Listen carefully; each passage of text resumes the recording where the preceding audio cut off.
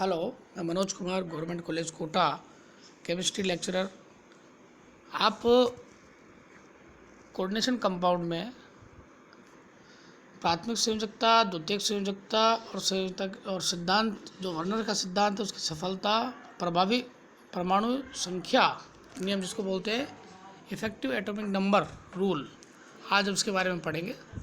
देखिए, आपका जो कोऑर्डिनेशन कंपाउंड था उसमें हमारी लगातार जो सीरीज चल रही है, इस सीरीज़ के तहत हमने एक तो उसका नामकरण सीख लिया है। हमने दो प्रकार के जो उसके आइसोमेरिज्म थी, उसके अभी स्टीरियो आइसोमेरिज्म जो है उसकी बची हुई है, वो आपको बात बताएंगे। लेकिन उससे पहले जो टॉपिक इम्पोर्टेंट था वो था वर्नर्स थ्योरी। ध्यान रखें, ये वर्नर अपने आप में बहुत बड़ा नाम है इसका। ये अपना हमारा जो वर्नर है, ये देखिए, उपसहसंयोजक यौगिकों के रसायन में वर्नर का स्थान विज्ञान के जनक के रूप में माना जाता है। तो अल्फ्रेड वर्नर जो है, आप ये केमिस्ट्री का जो थे रसायनज्ञ थे, और इनका जो कार्य रहा हुआ है वो बहुत ही महत्वपूर्ण था। इसके अंदर संयोजी यौगिकों के निर्माण, उपसहसंयोजी यौगिकों के सिद्धांत, ये सभी हमने वर्नर सिद्धांत के द्वारा सीखे हैं। ध्यान रखें, ये भी बहुत इम्पोर्टेंट क्वेश्चन है कि अल्फा जो वर्नर थे, इनको उपसहसंयोजी यौगिकों के महत्वपूर्ण कार्य के लिए 1913 में नोबेल का पुरस्कार मिला। तो कई बार क्वेश्चन ये बन जाता है कि किस वैज्ञानिक को उपसहसंयोजी यौगिकों के लिए इनाम मिला, और वो भी नोबेल इनाम मिला, नोबेल पुरस्कार। 1892 में वर्नर ने कोबाल्ट क्लोराइड व अमोनिया की भिन्न भिन्न अनुपात में क्रिया करवाकर कई संकुल यौगिक प्राप्त कर लिए। देखिए, ये जो क्वेश्चन आता है, इसमें क्वेश्चन के बजाय अपन को ये भी ध्यान होना चाहिए किस प्रकार का ये क्वेश्चन बनता है, किस प्रकार का ये काम होता है। देखिए, ये जब वर्नर ने क्या किया, कोबाल्ट क्लोराइड COCl3 और अमोनिया को मिलाकर, और अनुपात में किस अनुपात मिलाकर, 1:6, 1:5, 4:1:3, ऐसे अलग अलग अनुपात में मिलाया। तो उसने देखा कि सबका कलर अलग अलग प्राप्त होता है। अब उसके दिमाग में आता है कि सबके कलर जो अलग अलग प्राप्त हुए, कि आखिर इसका कारण क्या हो सकता है, जबकि अमाउंट का तो लगभग सेम था, परंतु अनुपात अलग अलग था। तो ये पता लगा कि इसके दो ज्यामितीय समावेशी होते हैं, अतः दो भिन्न भिन्न रंगों में प्राप्त होता है। इन प्रेक्षणों के आधार पर वर्नर ने संकुलों के संदर्भ में बहुत महत्वपूर्ण बातें बताई, जो क्या थी कि एक तो इसने बताया कि धातुओं के बंध या संयोजकता दो प्रकार की होती है, एक तो प्राथमिक संयोजकता और द्वितीयक संयोजकता। अब आप ये देखेंगे कि प्राथमिक द्वितीयक जो संयोजकता होती है, ये किस प्रकार की होती है, जो इसमें अपना मेन जो मेटल, सेंट्रल मेटल आयन होता है, वो जिस ऑक्सीडेशन स्टेट में होता है, वो उसकी प्राथमिक संयोजकता होती है। द्वितीय संयोजकता अनायनित, नॉन आयोनाइजेबल अथवा सहसंयोजक दोनों प्रकार की हो सकती है। थोड़ा सा बाद में इसको विस्तार से ही पढ़ेंगे। प्राथमिक संयोजकता ऋणायनों द्वारा ही संतुष्ट होती है, जबकि द्वितीयक संयोजकता ऋणायन अथवा उदासीन अणु दोनों के द्वारा संतुष्ट हो सकती है।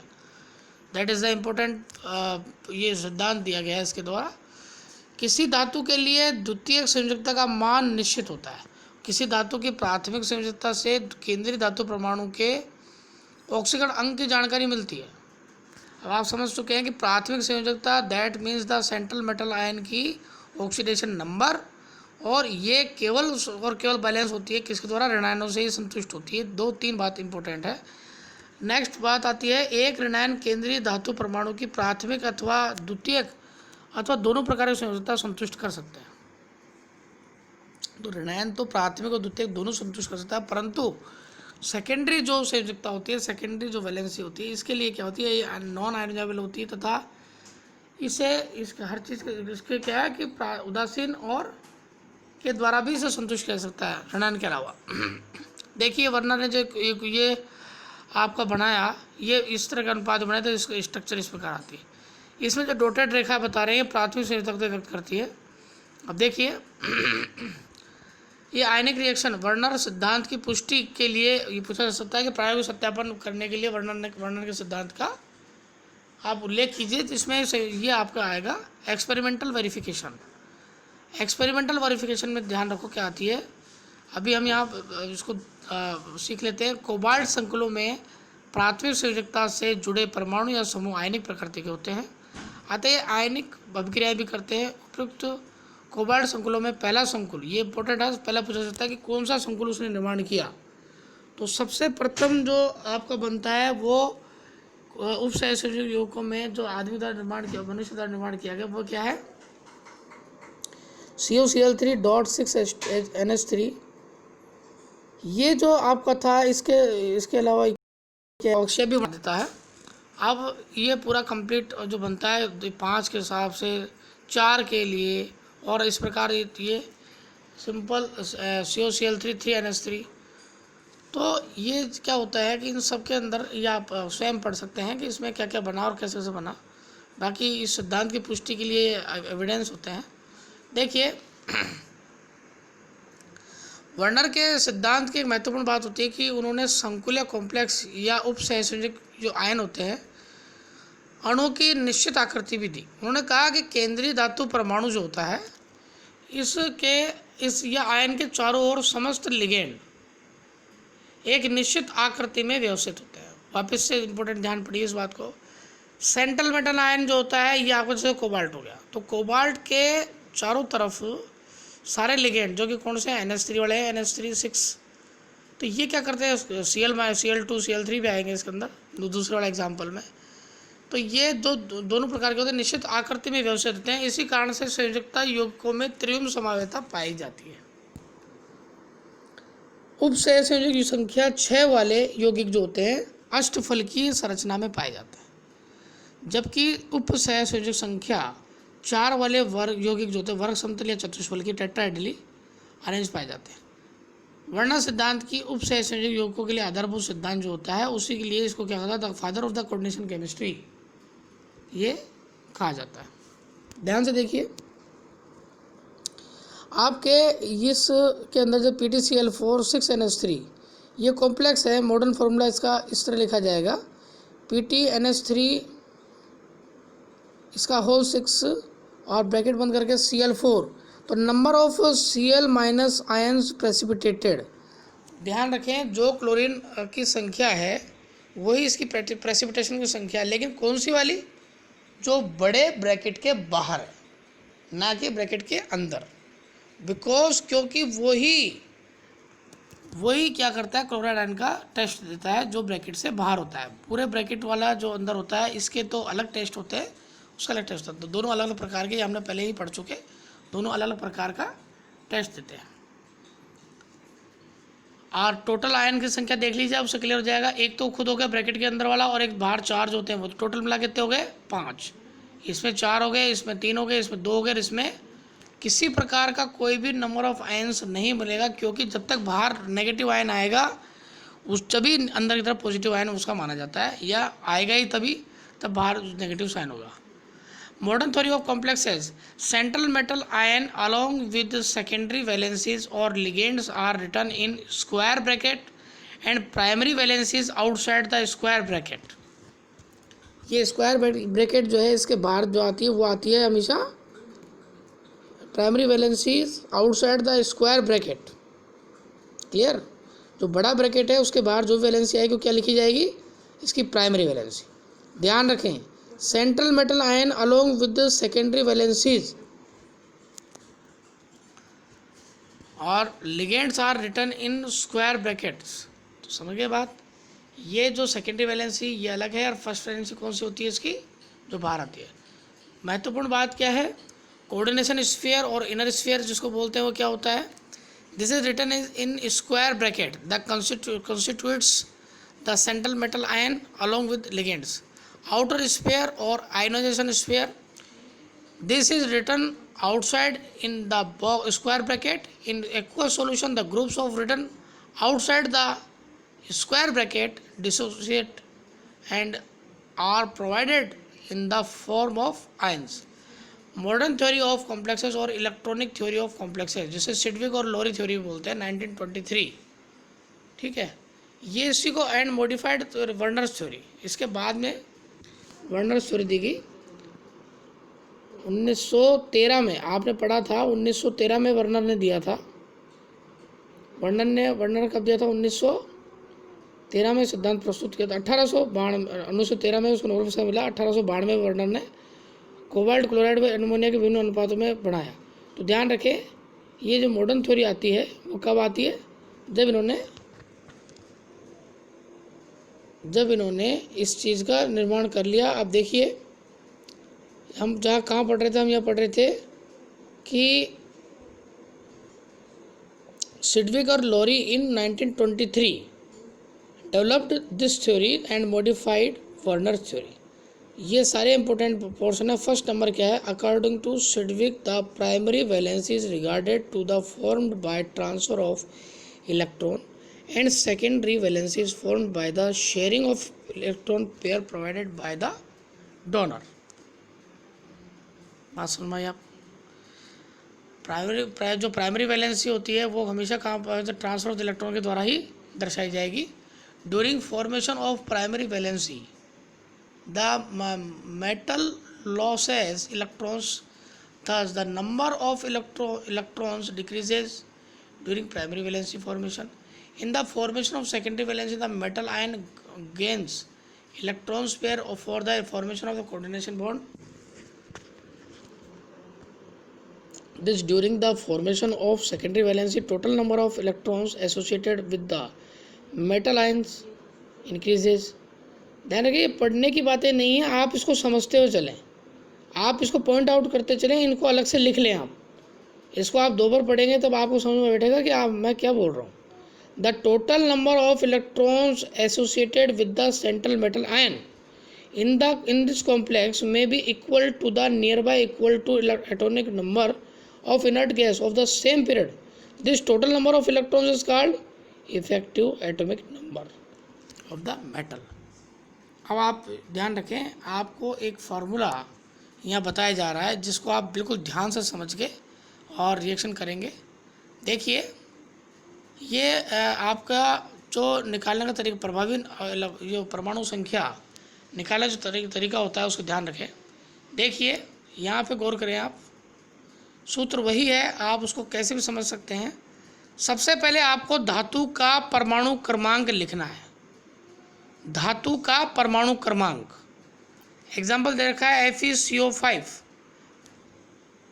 आयरन पेंटा कार्बोनिल में। देखिए आप, इसमें आपको परमाणु क्रमांक, धातु का परमाणु क्रमांक तो 26 आ गया। आयन बनने में खोए हुए इलेक्ट्रॉनों की संख्या, क्या कोई आयन बना? इसमें नहीं बना, तो खोए हुए इलेक्ट्रॉनों की संख्या क्या हुई? 0। जबकि जस्ट इसी के बाद में जो एग्जाम्पल है निकल CN4 2 माइनस ब्रैकेट बंद 2 माइनस, इसमें देखिए 28 तो हो गया इसका परमाणु क्रमांक, माइनस करके इसके जो ऑक्सीडेशन नंबर आएगा इसमें क्या आएगा? इसमें ऑक्सीडेशन नंबर क्या आएगा इसका? भी आप लिख सकते हैं उसी दृष्टि से, जो 2 माइनस आ गया तो आप वो भी लिख सकते हैं। नहीं तो निकल का क्या, आयन बनने में निकल कितने इलेक्ट्रॉन खो रहा है? 2 इलेक्ट्रॉन। ठीक है भाई, +2 नहीं, यहाँ +2 साइन है निकल के ऊपर, तो आप ब्रैकेट माइनस करके आप 2 लिख दीजिए। ठीक है, प्लस अब आता है लिगेंड द्वारा दिए गए इलेक्ट्रॉन की संख्या। जबकि पहले ही तय हो गया था कि हमेशा इसमें क्या लोन पेयर का दान होता है, वही लिगेंड होते हैं जिसके अंदर लिगेंड तो कैसे भी हो सकते हैं, न्यूट्रल भी हो सकते हैं, एसिडिक हो सकते हैं, बेसिक हो सकते हैं, परंतु मोस्टली पॉपुलर कौन से? Lewis base. लुईस बेस क्या होता है? एक आपका जिसमें लोन पेयर प्रेजेंट होते हैं। तो लोन पेयर का मतलब है कि लोन पेयर में 2 इलेक्ट्रॉन माने जाते हैं। तो हमेशा जैसे 4 CN है, यहाँ पर 5 CO है, तो प्रत्येक को हम गुणा करेंगे 2 से, तो यहाँ 5 × 2 और यहाँ पे 4 × 2। अब अगर इसका अक्रिय गैस विन्यास प्राप्त होता है, टोटल कैलकुलेशन में यदि अक्रिय गैस विन्यास इनर्ट गैस का कॉन्फ़िगरेशन फाउंड होता है तो यह संकुल स्थायी माना जाता है। और यदि अक्रिय गैस का विन्यास नहीं प्राप्त होता है तो ये संकुल आयन अपेक्षाकृत अस्थायी बनता है। उसको हम ये नहीं कह सकते कि आपका स्थायी स्टेबल कंपाउंड है। ध्यान से देखिए, अब आप इसका ऑक्सीडेशन जो नंबर है वो निकालना भी यहाँ बता रखा है आपको। जटिल योगों नामकरण सूत्र लिखने में बता रखा है कि आपको किस प्रकार से ऑक्सीडेशन स्टेज निकालनी है, वो भी आप देख लीजिए। जैसे ये आपका एग्जांपल है निकल अमोनिया ये 4 2 प्लस। अब ध्यान रखें, माना इसकी x है, किसकी, निकिल की, तो x माइनस, देखिए 4 न्यूट्रल हैं सारे के, बराबर करके +2। अब अथवा क्या लिख सकते हैं, x बराबर +2, तो सीधी सी बात है, निकल के +2 स्टेज आता है। और वैसे भी हम देख सकते हैं कि अमोनिया जो है यहाँ पे क्या, वैसे भी नहीं, न्यूट्रल आपका लिगेंड होता है। न्यूट्रल लिगेंड किसी प्रकार का प्लस साइन या माइनस साइन नहीं देता है। तो आपके इस न्यूट्रल मॉलिक्यूल की वजह से ये जो 2+ होगा वो किसका आ रहा है, डायरेक्टली निकल 2+ का, निकल 2+ का आ रहा है। तो ऐसे भी आप देख सकते हैं, जब जैसे आप PtCl4 2- अगर ऊपर आ रहा है, तो चूंकि आप देख सकते हैं Cl4 अर्थात 4 माइनस के -1 एक Cl देता है, तो कितने हो गए 4 माइनस, और जबकि बाहर इसका 2- लग रहा है, तो आप जब 4 माइनस को इधर ले जाएंगे तो क्या आ जाएगा, ये आ जाएगा +2, और +2 का मतलब होता है प्लेटिनम +2 कंडीशन में उपस्थित है। तो ये आपका मेन चीज़ थी। आप देखो यहाँ पर आप अगर करना चाहते हैं सूत्र की वजह से, सूत्र की सहायता से, तो सबके निकले हुए हैं यहाँ पे। यहाँ देखिए आप, इफेक्टिव एटॉमिक नंबर, हमने बहुत सारे कॉम्प्लेक्स लिए हैं जिनके अंदर मेटल ऑक्सीडेशन स्टेज हमने पता कर रखी है। इस मेटल ऑक्सीडेशन स्टेज का मतलब है कि इतने इलेक्ट्रॉन देने के बाद में क्या करेगा, ये आयन बढ़ता है। अब ध्यान से देखिए, एटॉमिक नंबर ऑफ मेटल्स ये बता ही रखा, कोऑर्डिनेशन नंबर आपका इसमें है ही, कोऑर्डिनेशन नंबर 6 ही, और प्रत्येक कोऑर्डिनेशन नंबर का मतलब होता है कि ये प्रत्येक जो ये आप number of the ligands surrounding of the central metal ion, तो ये आपका प्रत्येक जो लिगेंड होता है कितने देता है, 2 इलेक्ट्रॉन देता है। तो अब आप देखें यहाँ पे, आप प्रत्येक का इफेक्टिव एटॉमिक नंबर निकालें, 26 - 2 + 6 × 2 बराबर 36। इसी प्रकार आपका एग्जांपल देख लेते हैं लास्ट वाला, 46 - 2 + 4 × 2 टोटल 52।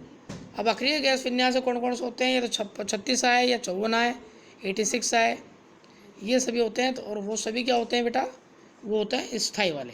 और ये जितना भी आपके अक्रिय गैस विन्यास का प्राप्त नहीं होता है नंबर, तो आप ये समझ लीजिए कि वो कंपैरेटिवली भी क्या है, कम स्टेबल है, लेस स्टेबल इन कंपैरेटिव जिसके अक्रिय गैस विन्यास आता है। ये आपके लिए क्वेश्चन है। क्रोमियम का निकालेंगे, जैसे इसमें CO6 का अगर निकालते हैं, तो देखिए क्वेश्चन में क्या आ रहा है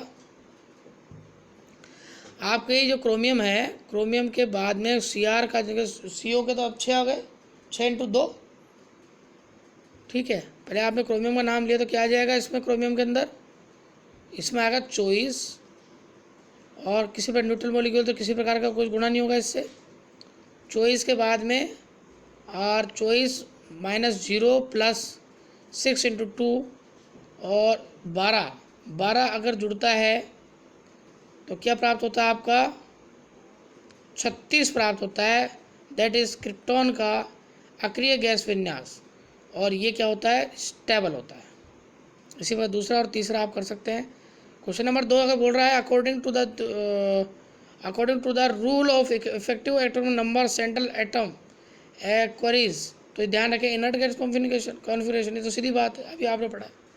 तो ये आपके वर्नर थ्योरी के अकॉर्डिंग हमने क्या निकाल लिया, आपके EN निकाल लिया, इफेक्टिव एटॉमिक नंबर निकाल दिया, और ये आपका बताता है कि किस प्रकार से ये पूरा कंप्लीट वर्नर थ्योरी दी गई। और आपके इसमें वर्नर थ्योरी के से रिलेटेड जो ये कॉम्प्लेक्स बनते हैं, इसको भी आप याद करेंगे। क्वेश्चन बनता है इसमें, वर्नर थ्योरी क्या होती है, वर्नर का सिद्धांत क्या होता है, इसके मुख्य पोस्टुलेट्स क्या क्या हैं, सिद्धांत के मुख्य प्रारूप के जो मुख्य बिंदु हैं वो क्या क्या हैं, सबसे पहले इनके द्वारा क्या निर्मित होते हैं, और वर्नर सिद्धांत के प्रायोगिक सत्यापन के लिए आप आयनिक अभिक्रियाएँ लिखिए या बताइए किस प्रकार से सिद्ध करेंगे। वर्नर सिद्धांत की महत्वपूर्ण बातें जो आती है वो क्या आता है, EN रूल आता है, इफेक्टिव एटॉमिक नंबर आता है, इसको हमने रिविज़न कर रखा है। इस प्रकार से ये आपका चैप्टर यहाँ तक कंप्लीट होता है। अब हम नेक्स्ट चैप्टर जो पढ़ेंगे उसका नाम होगा, जो आपके स्टीरियो केमिस्ट्री का जो स्टीरियो आइसोमर्स बच रहे थे, तो वो आइसोमेरिज्म जो आपके इसके बाद में पढ़ेंगे।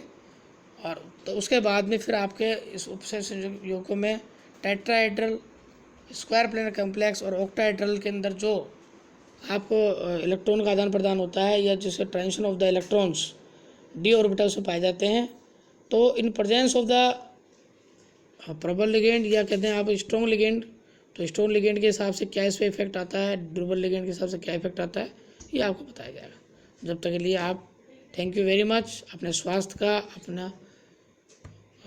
अपने घर पे सभी का आप ध्यान रखें। Thank you very much.